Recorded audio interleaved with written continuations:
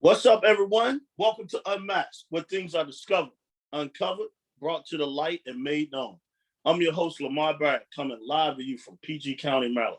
If you're interested in finding out about the untold stories behind the scenes college basketball coach, this is the show for you. Being a former assistant men's college basketball coach for 16 years, there are so many untold stories behind the scenes in the life of a college basketball coach. Now, let's unmask them. Today's guest is a longtime assistant coach with a tremendous work ethic, a great talent evaluator, terrific teacher, great skill development coach, someone who has a great relationship with not only the kids in the program, but also individuals on campus. And I think that's a lot of times that's important.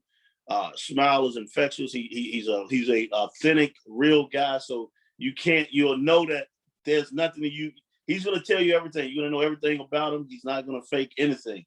He's a future head coach in this profession. In my eyes, I've seen him since he was actually a player, Cecil Kirk.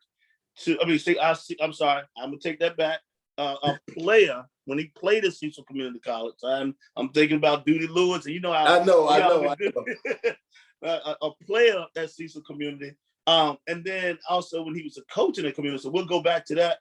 And then, like I said, a future head coach in this profession.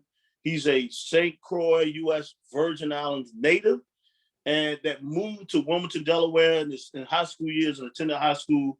Welcome to the show, Jareem Dowling. And before we get into that, I'm going to read his bio a little bit. I mean, this is a guy that defines winning. And he's won everywhere he's been, from when he was a high school basketball player to when he attended Cecil Community College, out of high school, playing with Lewitt, and then going to University of Maryland Eastern Shore for a couple of years, graduating in 2005. And then from there, he goes back to Cecil and begins his coaching career. In 2005 and 2008, he spent time at Cecil Community as an assistant coach under Coach Lewitt, where they actually won a national championship in 2006. So I even remember recruiting. That's when I've known him, but I really got to know him when I recruited a kid from there in 2005, 2006 year. And then he goes up to Slippery Rock. He spends 3 years there. I remember the days when he was dying to get into coaching, not just at the community college level. So I remember those days. He went to Slippery Rock for 3 years, where they had a great run up at Slippery Rock before getting in at Division I level at Morehead State, where he spent 1 year there, 2011, 2012, before he went to Southern Miss, 2012, 2015, where he spent 3 years. And we actually had a chance to coach against each other for a couple of years in that league. And I remember that the 1 year they had the loaded team, which probably should have been in the NCAA tournament that year. That was unfortunate, but that team was loaded.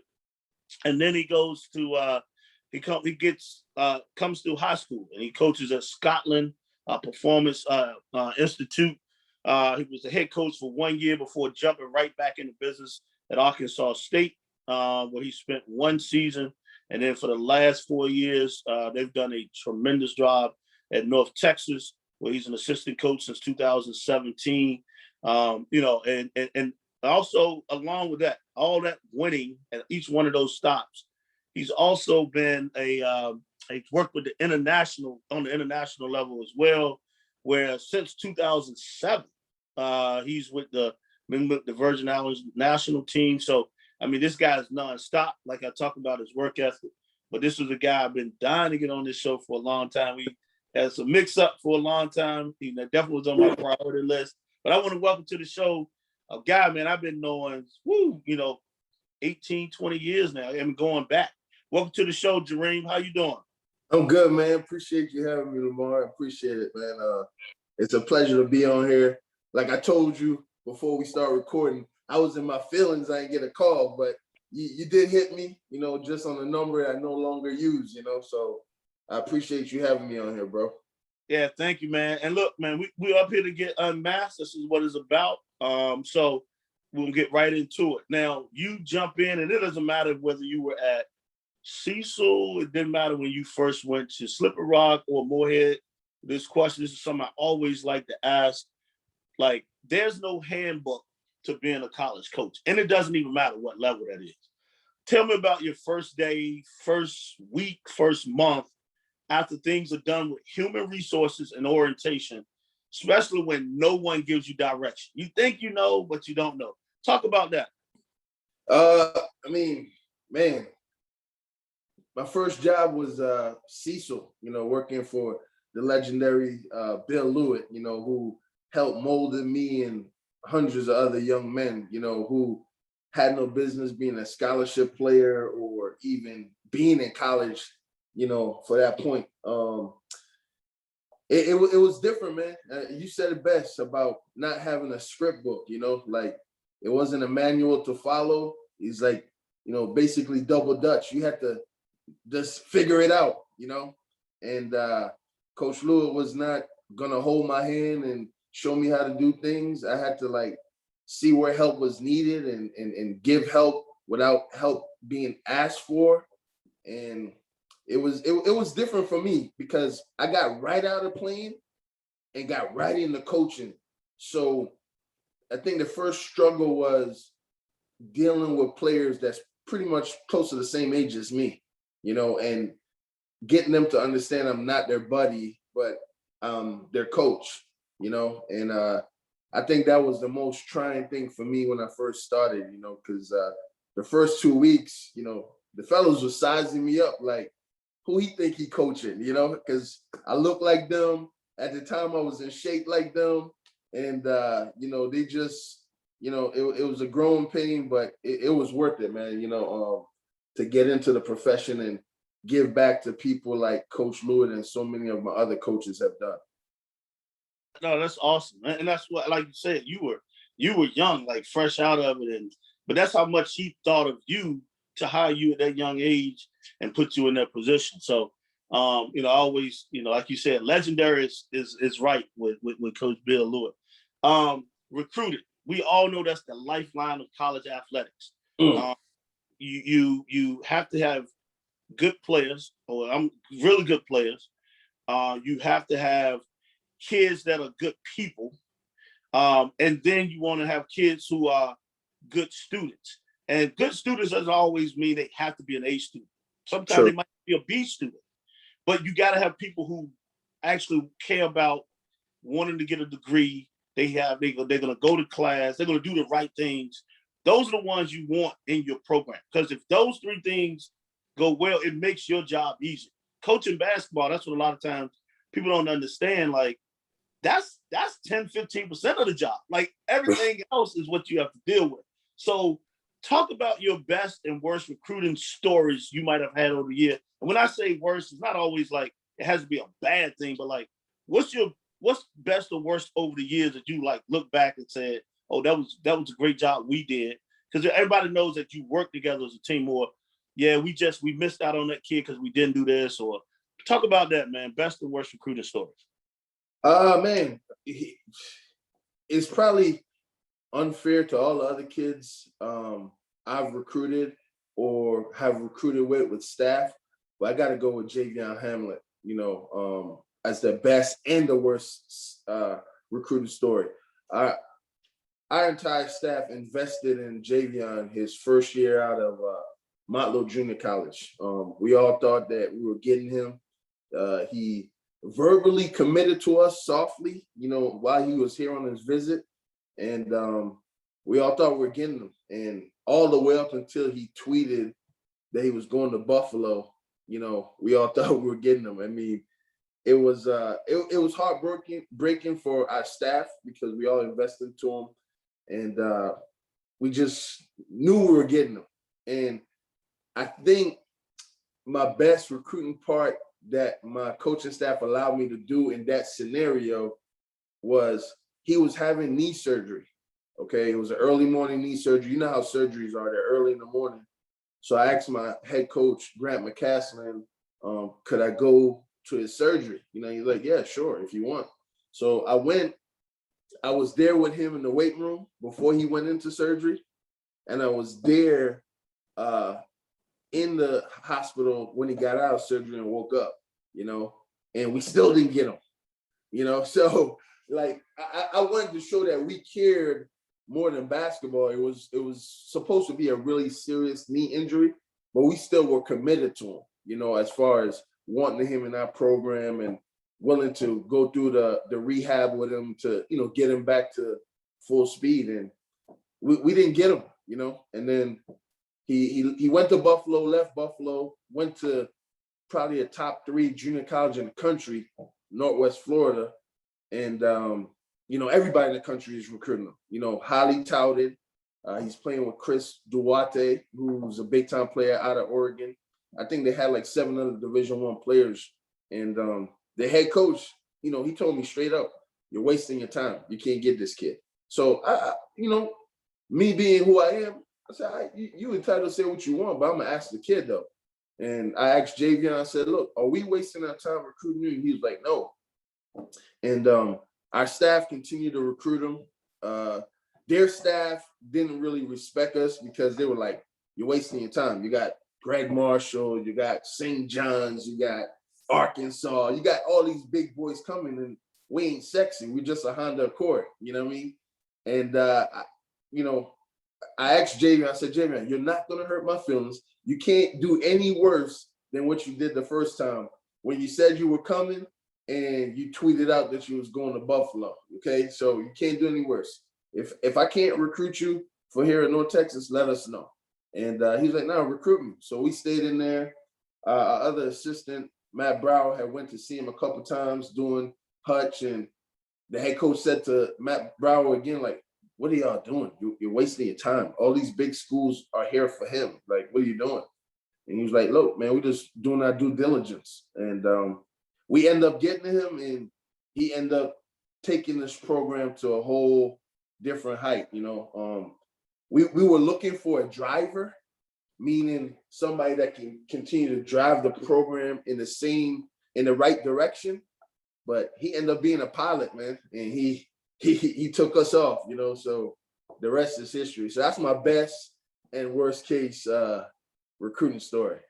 And I'm glad you said that, because that's a teaching moment. Like, you don't stop recruiting a kid. Like, one thing now, like, kids are transferring and things of that nature. You always have that relationship, and it still come back. The one thing why he ends up coming back to you, he remember that moment. He remember the relationship not only you had, but the coaching staff had, and it's huge. And I actually was with you down at Northwest Florida when we were down there together, and I kept saying, "I'm recruiting this kid." I remember that. I remember that when we were down there together for a game down at Northwest Florida. I remember I was at Hofstra then, and like, wow. I mean, and to see him, you know, him and Chris, I think about that too. Like, those players ascended. I mean, Chris was always good, but like, for you guys, what he, like you said, he was a pilot, and he took the program to definitely some heights that they hadn't been, you know, for a long time. But I love that story, and that's a teaching moment. So these young coaches, you understand, like, you just don't give up when a kid says no, or he forgets. You know, you like you said, that was a moment you thought you had him, you stayed in there, relationship was still there, and he remembered that. That's a plus. That's awesome. We'll talk about this, man. Like, we all know, it's tough. This profession, this business is a tough business, because people always think like coaching is from November to March. They forget about, you got to recruit. You know, how much time you're away from your family. Like, I looked at it, Jareem, like, we probably, as a college coach, you're probably working 355 to 360 days out the year, like 15-hour days. Like, even when you go home, you're still working. Like, so that's what I don't think people understand. Even when you go on vacation, you got to figure out a way to sneak a phone call in to talk to recruits. You know, your wife, or, you know, whoever your significant other, they're like, nah, with the phone off limits. You can't text. You're trying not to do it, but you got to find a way to still work, because everyone else is working, you know. So I'm gonna ask you this: like, what did you have to sacrifice achieving your current level of success?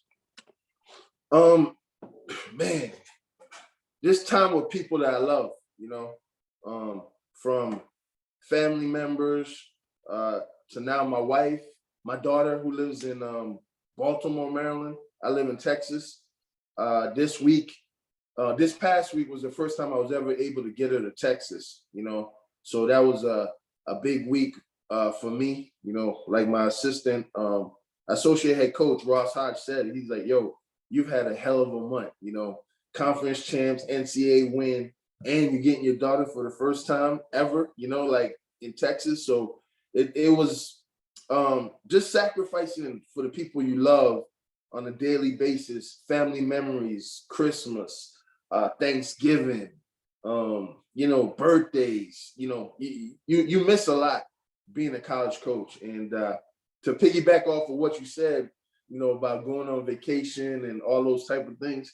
I mean, we're being unmasked here. You know what I mean? We're being unmasked. So a lot of times I get my texts and my calls in when I go in the bathroom. My wife give me a break when I go in there. So I sit on that toilet and sometimes I ain't doing nothing, but I'm sitting on there for about 20 minutes. My legs numb, but I'm getting that work in and she's leaving me alone because I'm in there, So, but other than that, man, it's worth it, especially when you see the success of other kids, and you see them grow up through life. And then my wife, who is new to it, we're 2.5 years married now, but she started to get it and understand it year by year. And talking to other wives, she's starting to understand how much it means. And like you said, man, there ain't no office hours with college coaching. Like sometimes you can't leave a text without responding in 24 hours. You could lose a kid. You got to respond within an hour, like if you're trying to recruit a kid or if you're trying to talk to his high school coach or AU coach, you got to answer that call. You might have to ask your wife to pause the Desperate Housewives show and she's going to be annoyed 5 times during the night, but it's important, man. Like you said, recruiting is the lifeline of college sports, no matter what sport you're in. So true, man. So true. Sacrifice. That's what people don't understand because the one thing they ask is like, when is your downtime? When is or do you teach a class? Oh, you teach a class. You don't have time for any of that stuff. And that's unmasked. That's what people need to understand. Like, that was one of the things. It's like, no, like it's tough. And from people watching the show, they like, wow, I didn't realize all that stuff. It's actually different. So I'll ask you this: scouting reports. We know that's huge as well. Like, scout reports, because you spend, you're watching 7, 8 games every time you're going out. And like you spend a lot of time getting your team prepared to win. And this, you can't give those kids too much information because it gets overloaded. I mean, they're going to forget it. So you have to like find the right amount. Like, and the thing about it is we watch 7 to 8 games and we're watching film. We expect them to be the same way. No, they're not going to be the same way. They still got to go to class. Mm-hmm. They still got other things in their life they worry about. Mm-hmm. We like get locked in and it's like, this is all we doing. Like when it's your scout and who scout it is on the sideline or who's the lead scout guy by who's the most active on the sideline. You can tell that. Or like, you talking with coach, you tell coach, what your thoughts are on the scout. And like say a kid is 2 for 30 from 3 and you're like, coach, he's struggling from 3 right now. What happens? He get in the game, that kid makes his first 2 threes. Coach turn, look at you. Oh, yo, like, I see them looks. Like, yo, you told me he couldn't shoot. Coach, I didn't say that. I said he's struggling. Because you have to be, verbiage has to be right with these kids too when you're breaking it down because they're going to be looking at you as well. But talk about your best and worst, and they don't have to be a worst, like I said, but best and worst scout report over the years you think you've had. Man, like throughout the years, I've worked with so many different great head coaches, but what we do here in North Texas, I think it's the best. With Coach Grant McCaslin leadership and Ross Hodges, our associate head coach, and Matt Brower and Nelson Haggerty. We do a good job of being all-inclusive. Everybody's invested into the scout. So it's not one guy standing up and doing something, and as you know, your voice could fall on deaf ears with your players, too much of you saying the same thing. So we break it up. I do personnel every game. Matt Brower does the offense. As far as what the other team is running offensively, Ross Hodge has the defensive scheme, and Coach Mack, with Nelson Haggerty's expertise of being a former head coach, they do what we're going to do offensively. So we're all invested in what's going on in the game. And I think it's the best way to do it. It works best for us. Everybody's always poured into it, because you're not like chilling when the other guy is watching 10 film, everybody's doing it together. And then that way there's 5-6 different people giving input. So now you have more understanding of what the team is and getting a greater game plan set up. And it's a major part of our success here in North Texas, man. And one thing I noticed is more teams are starting to go there. Like I know some friends of mine, still in the business, even friends of ours, they're saying, yeah, man, we're breaking it up now instead of one person doing the scout.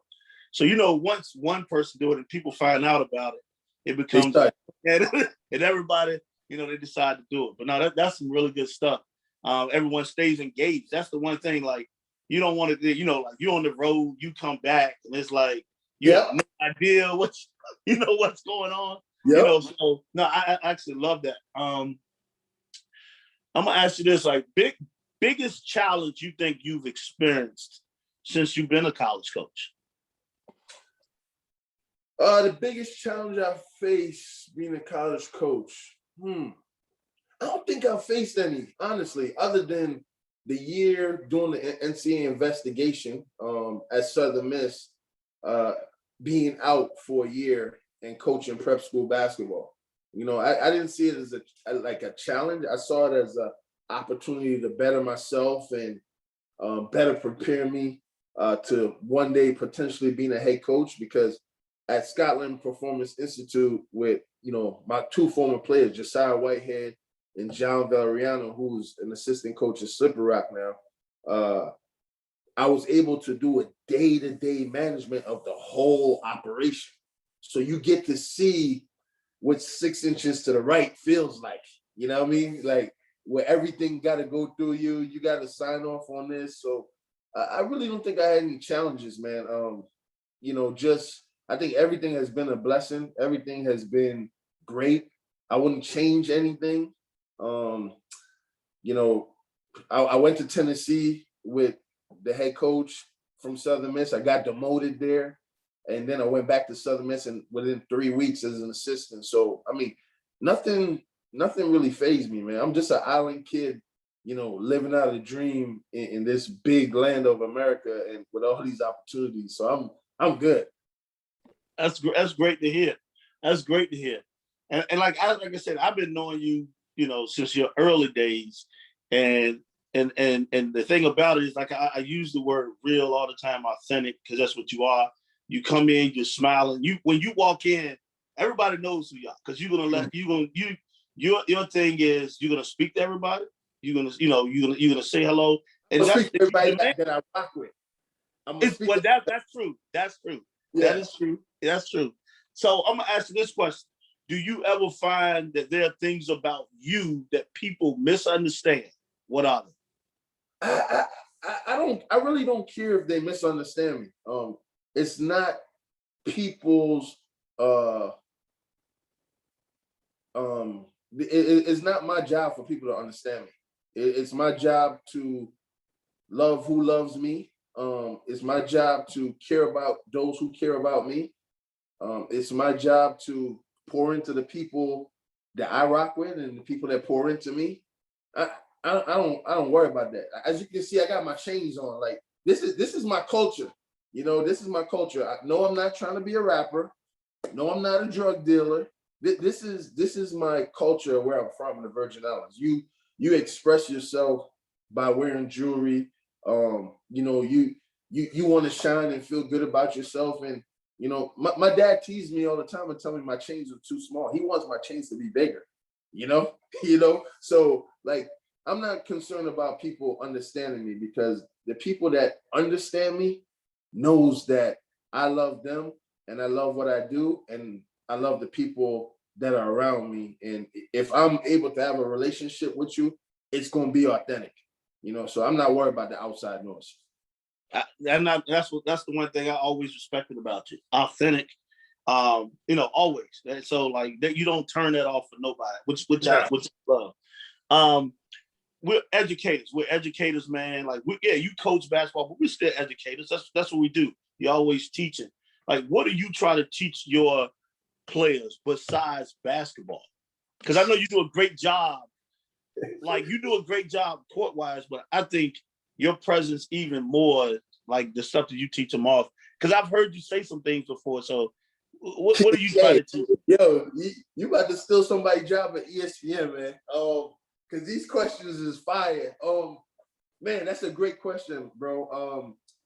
I think recently with my struggles, and when I had depression about 4 years ago, and not knowing what it was, and going through the whole process from going to the hospital and getting help, getting treatment at an institution and getting therapy. I think it's really allowed me to understand myself better, and then in return, I'm able to understand our players better. And I use my real life stories and tell my players, like, I understand how you feel. I know what you're going through. And the trauma that players deal with on a daily basis, 99% of the time, it has nothing to do with basketball, but it carries over to the basketball court. So it's helped me become a better coach and a more caring coach than I already was, to find out deeper roots of what the situation is with players that cause them to not have the success they want in the classroom, not have the success they want on the basketball court.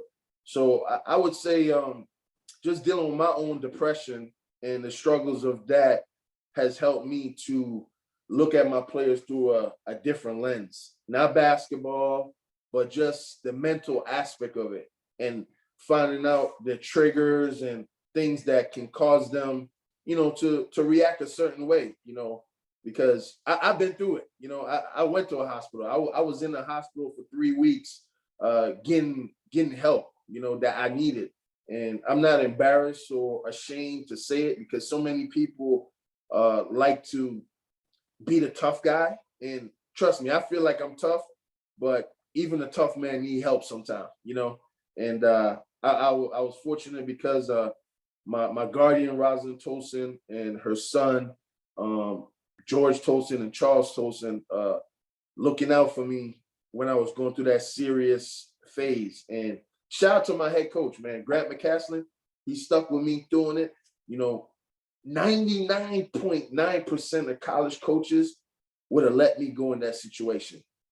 Grant McCaslin, James Miller, Dr. Hunter Taylor, Ross Hodge, those guys poured into me when I was struggling and say, yo, get yourself right. We're going to be here for you. You know what I mean? Get yourself right. And that right there, I share that story with our players all the time, so they know that we ain't asking them to pour into each other as teammates and not doing it as a staff. So that's the biggest thing, man, that I'm teaching my guys now. That's powerful. And I mean, that's, like you said, that's even bigger than basketball, which basketball, that's going to be easy part. But you're talking about life now. So that's very powerful, man. They actually gave me chills right there. What are your best and worst memories in coaching? Because a lot of times people always get caught up with the wins and losses and all of that. But then it's like, some people like, man, when kids graduate, when I see them grow up, like, what are your best and worst memories in coaching? Yo, you good, bro. You real good. Holy crap. Losing that last game with every team, man. Losing that last game with every team. every team I've ever coached, every team I've ever been a part of, knowing that that chapter of my life is about to change. I'm a firm believer in this, and any of my players could attest to this. Whenever we lose that last game, two things I don't do. I don't hug the player, and I don't go to graduation. Here's why. Because that's not going to be the last time I interact with them. It's not going to be over then. Our relationship is really just getting started. You went from being my player to now being my brother. So it ain't like, I ain't hugging you like I ain't going to ever see you again. And I ain't coming to graduation like that's the last greatest accomplishment you're going to do. That's just the beginning, you know? And since then, I've been godfathers to players and their kids. I've been in weddings, you know, so that's why, you know, it's just losing that last game, knowing the everyday presence is over. But I don't hug them and I don't go to graduation because I'm gonna be in your life for the rest of your life. You know what I mean? Wow, that's some deep stuff. I love that. That's something you know what? You don't think about it. Everybody get caught up in that moment, but like you said, that's a lifelong relationship that you're gonna continue. And like we always say that, like, and it's funny you say that, like your best moment in college basketball won't be you winning a championship or cutting the nets. Is when you graduate. That's the best moment, right? Mm-hmm. So now what you're saying is losing. Hey, it's just the beginning. Losing that last game. This goes bigger than just that last game. So I mean that's something I love. Like that's a real deep subject right there. Like real deep. I like that. I'm gonna ask you this. This is kind of entertaining type of thing, and you don't have to say names because I asked this question. Like, what is the strangest or weirdest thing a player has done outside of the basketball court that you've seen and you just like, wow, I really can't believe that kid did that, or it's something that may have happened? You have been at JUCO now, and you've been in a couple places, so I know JUCO. Shout out to Rob Lowry, Kevin Palmer, Donnell Steffens. Them dudes was sleeping in a Cadillac, man. They didn't have they couldn't afford their rent, you know, and you know, JUCO at CISO, we didn't have full resources. So me coming to work early in the morning because at CISO I also had a part-time job in working grounds, cutting grass, and you had to be there at like 6 a.m. to get started on stuff, you know, before people park their cars. And several mornings I've pulled up and these dudes you got the window foggy and these dudes sleeping in there. So shout out to those guys, man. CISO, man, just making it through the struggle, you know, and now those dudes are successful professional basketball players with beautiful kids, and it's just unbelievable to see. You know, that's awesome because, I mean, like you said, they, once again, sacrifice. They was like, they know what they needed to do. They didn't have it, but they figured it out. Once again, sacrifice. I asked this because you talked about it. You've worked with some great guys in this business. And that's why I don't even ask about who you want to work with anymore. I asked this. If you had a chance to sit down, whether it was a lunch, 2 or 3 hours, 4 hours, or whatever, dinner, name 3 or 4 guys that you would want to sit down, past or present, pick their brain, see what made them tick, what made them successful, what made them become who they were. Who are those 3 or 4 guys you would love to sit down and talk with? Man, I really don't have 3 or 4, man. I have more than that, you know. I get the chance to do it every day with my coaching staff, Grant McCaslin, Ross Hodge, Matt Brown, Nelson Haggerty, Jerome Tang, a national champion at Baylor, you know, Bill Lewitt, every night after 1 a.m. he's calling me, making like, are you asleep, coach? Are you asleep? You know, he wants to have a 12 o'clock in the afternoon conversation at 1 a.m, you know. Adam Howard at South Alabama and James Miller at New Mexico State. I talked to Mark Shue a lot, you know, my guy Aziz Ali in Delaware, who's a Middletown high school coach. And I got my regular bros that I talk to every day that just have regular lives, you know, Martez DeRamus and Marquise Lopez, you know, and of course my dad. I talk to my dad, 100 times a day in the Virgin Islands, and my wife. She's my best friend, and those are the people I talk to every day. My wife knows who I'm talking to by my tone, my laugh, my hand gestures, how loud I'm being. So, those are the cycle, and Dr. Hunter Taylor at Ole Miss, who's a high education official at Ole Miss. Like, those are people that I talk to on a regular. And it's not just basketball. I'm picking in life from everything, like basketball is the least knowledge that I'm trying to seek. I'm trying to seek real life stuff that can translate to my life and in turn translate to the player's life. Wow. You like you said, you don't leave anybody out. Those are, like you said, it covers all bases of your life. So that's some good stuff. I'm gonna ask you this. What's the biggest accomplishment you have experienced since you have been in college coaching? What's the biggest accomplishment?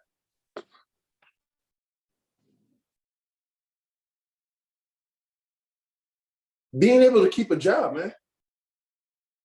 Being able to keep a job. Being able to keep a job being who I really am. That's my biggest accomplishment. Not the wins, not the championships. Being able to keep a job being who I am. And my boss, Grant McCaslin, and previous boss like Doc Sadler and Kevin Reynolds, and of course the great Bill Lewitt, allowing me to be who I am.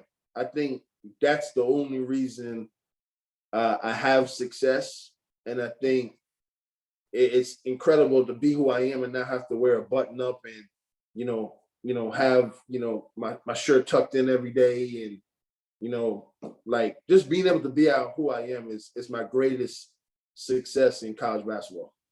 And I totally agree with you. Like when you can clearly say, I've had guys come on the show like, man, I've been working for 25 years and I've never gone without a job from one season to the next. So like that's an accomplishment within itself. That's an awesome accomplishment. I'm gonna ask you this. This is more of an entertaining one. I know you might not watch as much, or you probably do now being married, but like what movie or TV show title best describes your week? Wow.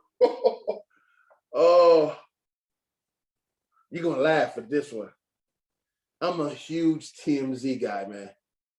I'm a huge TMZ guy. I like to be entertained by like the funny stuff that people say, the crazy comments people say. But watching Bridesmaid with my wife, because she'll watch it 100 times. So all my wife wants to do is watch movies that make her laugh. And me, on the other hand, I want to watch pow, pow, shoot 'em up, bang, bang, so my week is just versatile, but SportsCenter is definitely going to get watched 12 hours out of the day.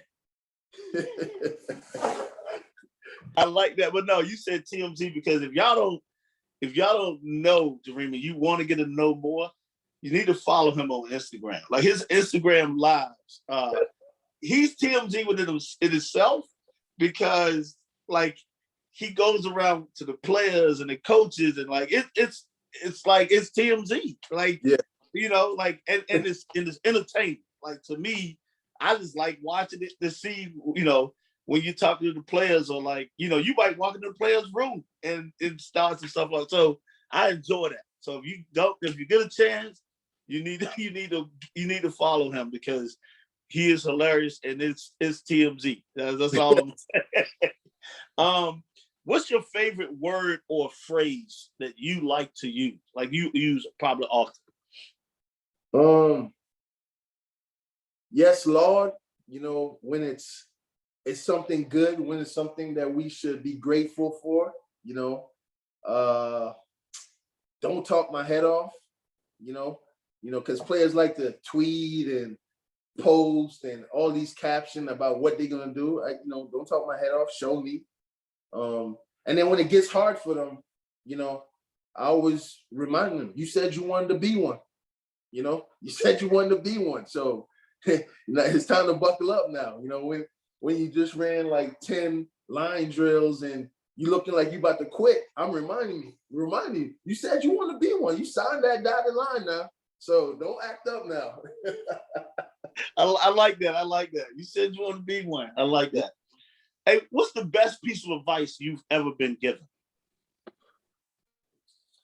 Ooh, I've been given a lot, man. Coach Lewitt, can't be on time. Don't worry about it. Be early. You know, that's a good one. Coach Tang, not because a person has a flaw, that makes them a bad person. You know, that's a good quote that I got from Coach Tang.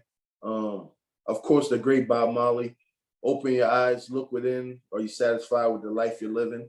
You know, and just, you know, being locked into whatever you're doing, you know, is, you know, one of the greatest advice too that I've gotten, you know, from my current coaching staff and the philosophy of what my head coach is, you know, believe, serve, and compete, you know, and that's, you know, that tied in with the Baylor way of joy, you know, Jesus, others, and yourself, like all that stuff under that umbrella is just became a major part of my life, you know. That's awesome right there, man. I'm gonna ask you this because it means different. It's different for differently for different people. What does success mean to you? Success means to me, I'm able to help more people. That's what it means to me. I love that. I love that. I mean, because I mean, if you at the end of the day, that's what we're about, helping other people. Yeah. You're not a self-promoter. This is one thing. Like you may talk, but you're never promoting yourself. That's what you don't do. Like your work speaks for itself. That's how you talk. If you had to choose 3 adjectives to describe yourself, which would you choose?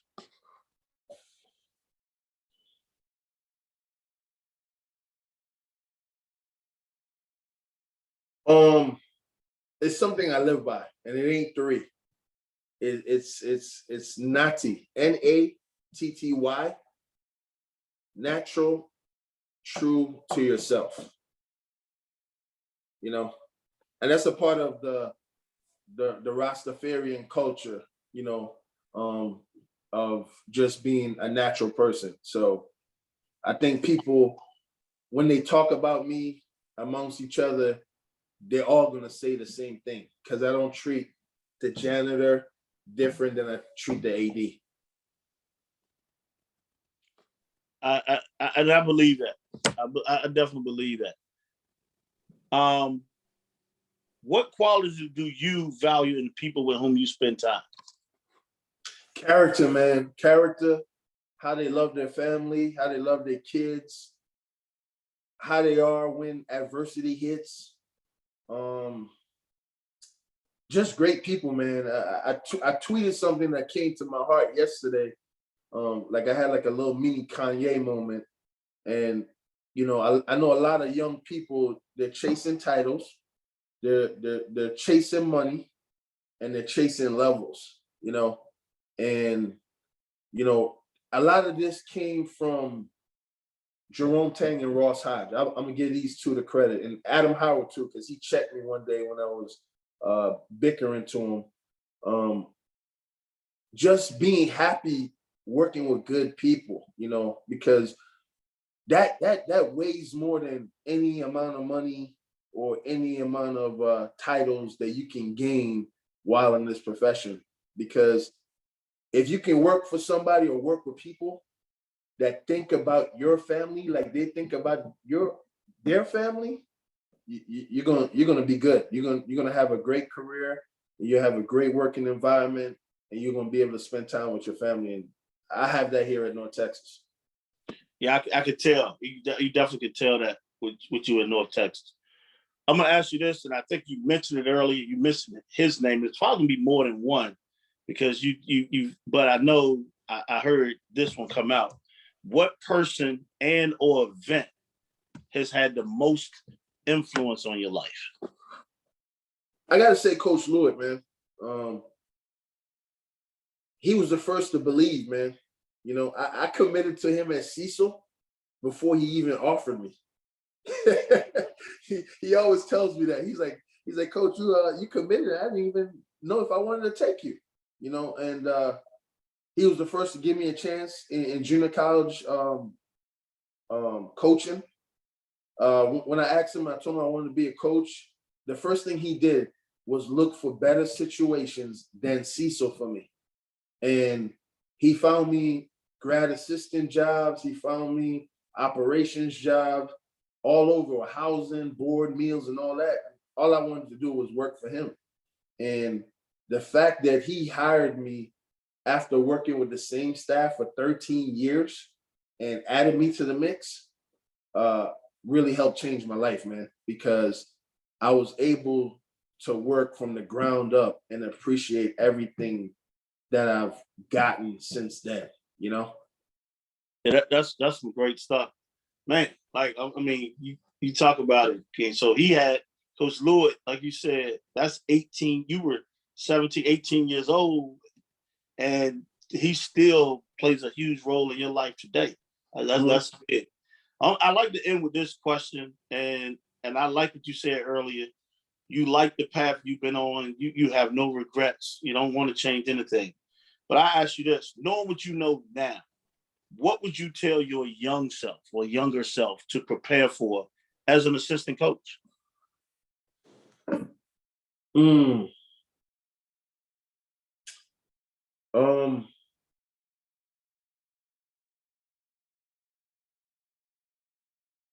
Do it all over again. That's what I tell my young self. Do it all over again, because it's helped you get to where you're at, you know. And everything that I learned, everything that I messed up, helped me be better the next day, the next minute, the next hour. So do it all over again. Don't ask for anything to be better. Don't ask for more money. Don't ask for anything. Just do it all over again. And if you do what you did the first time, you'll be able to repeat it again. Man, I actually love that, man. Well, look, I want to thank you again, man, Jareem. I want to thank you again for being a guest on the show and being unmasked. Is it anything you want to leave with the viewers before we go? No, man. I appreciate you, Lamar Barrett, for bringing me on here. I think I'm 999 interviewed one, but hey, I'm just glad and honored to be on here. And thank you to every player that ever played for me. Thank you to every parent that ever trusted me with their son. Thank you for every staff that I ever worked with, all my coworkers, all my former bosses, and let's continue to ride, man. All right, man. Well, look, you're welcome. And like I said, I appreciate you again for coming on. I want to thank you viewers for watching another great show. Stay tuned for the next guest as we get them unmasked. See you next time and stay safe.